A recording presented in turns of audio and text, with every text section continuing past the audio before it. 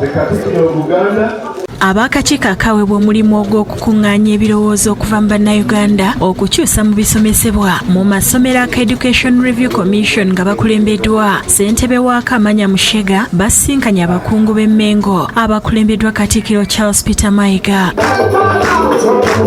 Ensinkano ebadde ku bimuli bya Bulange nga Kotilda Nakate ku lwa Ministry y'ebyenjigiriza mu Bwakabaka yayanjulidde akakiiko k'Amanya Mushega ebirowoozo eby'enjawulo ebyakungaanyizibwa mu Buganda. Ebimu ku bye baagala bikyusibwe ku mitendera okuva ku primary okutuuka ku university mwe muli okulwanyisa omuze ogw'okubba ebigezo okunnyikiza okusomesa abayizi eby'emikono nga kino kyakubayambako okuva mu masomero nga balina bye bayize. Best learning areas at secondary would be vocational with reduced content to allow ample time for hands-on.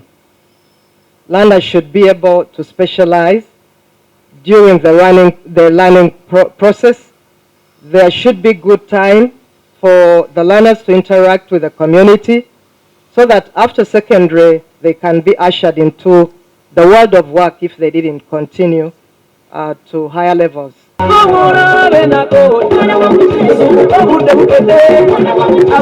Ssentebe w'akakiiko Amanya Mushega asiimye ebirowoozo ebibaweereddwa n'asaba Obwakabaka okuzimba ebirowoozo nga buviira ddala ku magezi ga Buganda ge yalina nga n'abazungu tebannajja.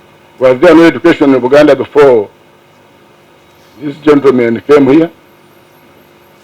So I would like you to reflect on it. It's a very damn of education.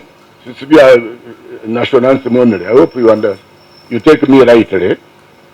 Yeah, because our people are making implements, isn't it? I'm told Buganda had a navy. Yes. So where has it gone? They were making weapons of war and instruments of development. Asuubiza okukwatagana nabo ng'ayita mu bukiiko bw'okulaba ng'ebyensoma mu Uganda byongera okuyitimuka. The duration of these education cycles. When I went to primary, it was stopping at P6, then it went to P7. There must be a reason why primary is called primary. Surely I'm saying it is the foundation of education. So how strong should the foundation be? Maybe you could look at it rather than taking things for granted.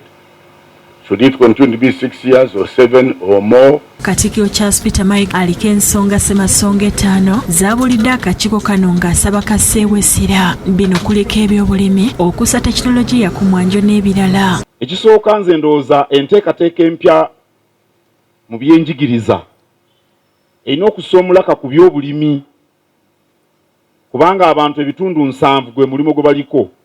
Ndowooza n'ebyobulunzi era bwe tuba twagala okufuna amakolero tugafune nga tutandikidde mu bulimi.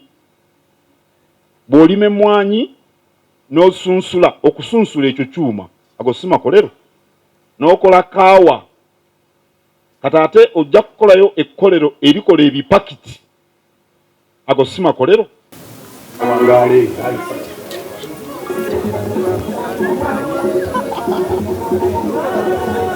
Download the app on App Store or Google Play Store now.